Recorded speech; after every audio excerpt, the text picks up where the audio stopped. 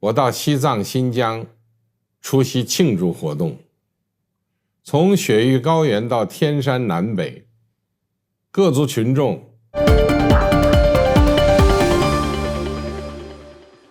දෙදස් නවසරුදා වීම නිමිත්තෙන් චීන ජනාධිපති ෂි ජින්පින් මහතා බීජිං නුවර සිට ලෝකවාසී ජනතාව වෙත සිය සුබ පැතුම් එක් කර තිබෙනවා. 大家好，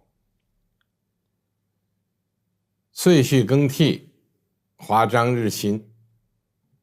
在新年到来之际，我在北京向大家致以美好的祝福。2025年是“14·5”收官之年。 කැළඹිලි සහගත වත්මන් ලෝකයේ ඇතැම් ප්‍රදේශයන්හි තවමත් ගැටුම්කාරී තත්ත්වයන් පැවතියද ඉතිහාසයේ නිවැරදි දිශානතිය ඔස්සේ ගමන් කරන චීනය සිසුරු රටවල් සමග එක්ව ලෝකයේ සාමකාමී සංවර්ධනය සහ පොදු ඉරණමක් සහිත මානව ප්‍රජාවක් ගොඩනැංවීම තහවුරු කිරීමට සූදානමින් සිටින බව ඔහු සිය සුබ පැතුම් පණිවිඩයෙන් සඳහන් කර තිබෙනවා.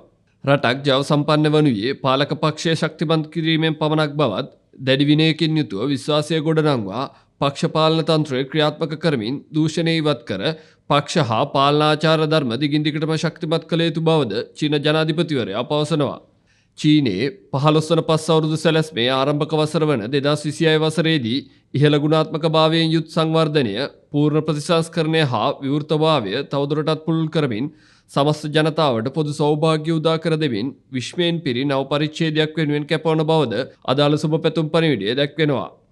අකණ්ඩව නව ඉහළ මට්ටමකට පිවිස ඇති වත්මන් චීන ආර්ථිකය 2025 වසරේදී චීන යුවාන් ට්‍රිලියන 140කට ළඟා වනු ඇතැයිද අපේක්ෂා කරන බවත් ලෝකයේ තවත් විවෘතාකාරයෙන් වැළඳ ගැනීමට සූදානම් බවත් ෂි ජින්පින් මහතා පවසනවා.